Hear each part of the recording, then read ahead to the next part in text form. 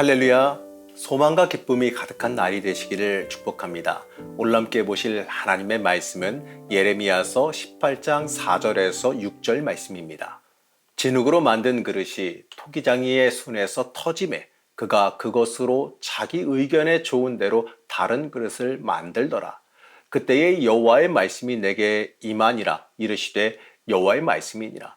이스라엘 족속아, 이 토기장이가 하는 것 같이 내가 능히 너희에게 행하지 못하겠느냐.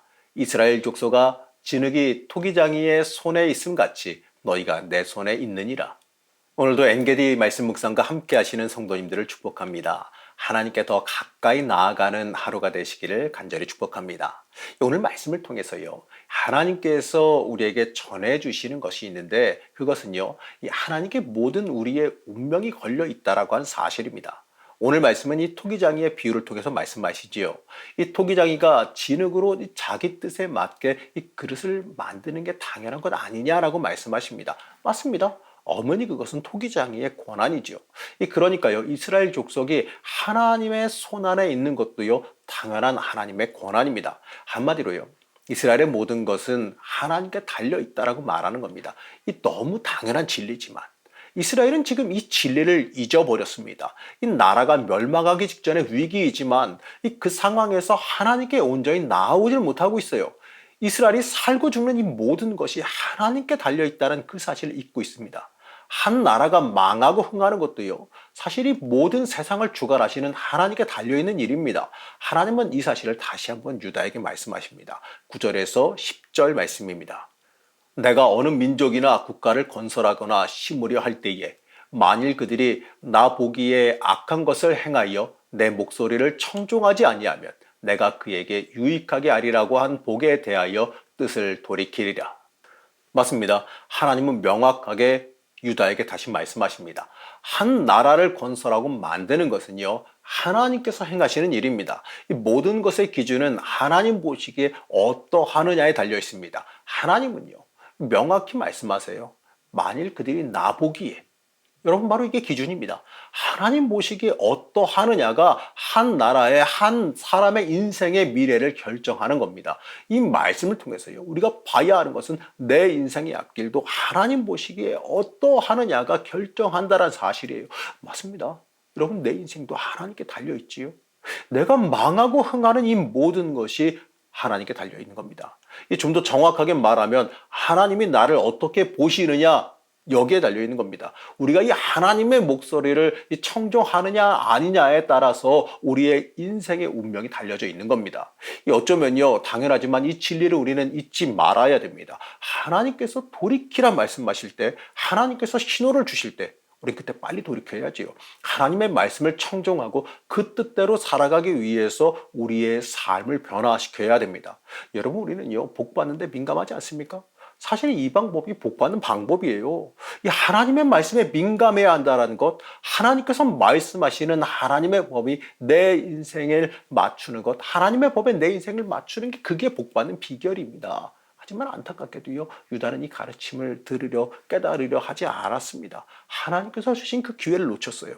이 토기장이가 이 진흙으로 그릇을 만들려다가 그 모양이 망가지면 다시 뭉그러뜨려서 반죽으로 만들어 새로운 그릇을 만들게 되는 겁니다.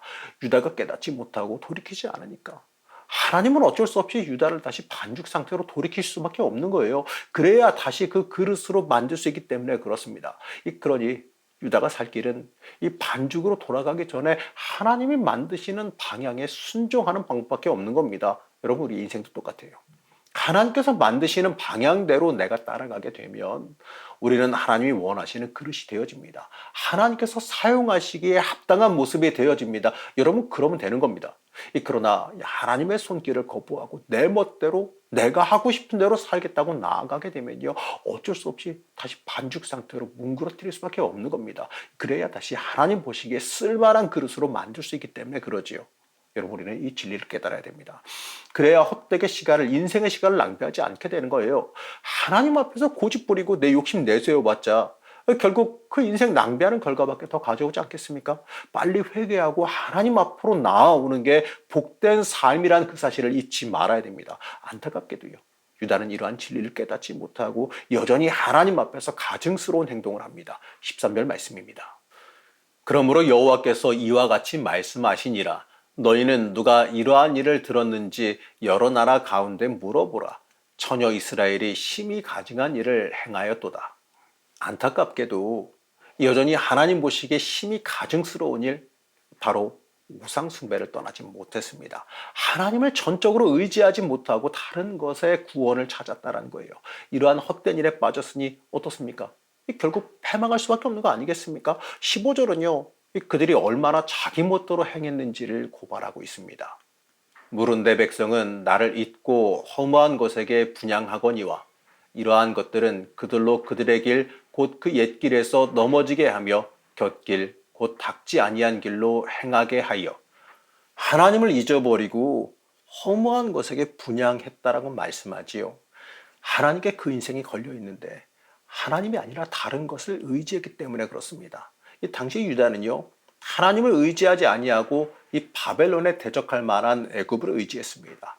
하나님의 백성이라고 하는 그 민족의 정체성을 잃어버린 겁니다. 하나님은요, 이러한 모습을 닦지 아니한 길로 행했다라고 말씀합니다. 이 말은요, 하나님께서 인도하시는 길이 아닌 자기들이 원하는 길, 자기 멋대로 갔다라는 것을 의미하고 있습니다.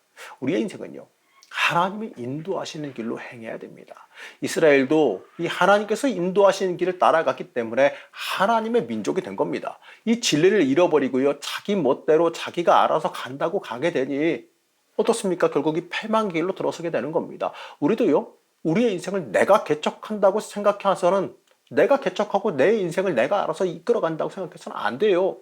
우리의 인생도요, 하나님께서 길을 여시고 인도해 주셔야지만 하는 겁니다. 하나님께서 미리 닦아놓고 만들어 놓으신 길로 가야지요. 그래야 그 인생이 순탄하지 않겠습니까? 우리는 그래서요, 하나님께서 인도하시는 길, 하나님께서 예비하시고 만드는 길을 알려달라는 기도를 해야지요. 그리고 그 길로 행하기를 결단해야 됩니다. 그러한 삶이 복된 삶을 우리는 잊지 말아야 돼요. 하지만 이스라엘은요, 철저히 미련한 모습을 보이고 있습니다.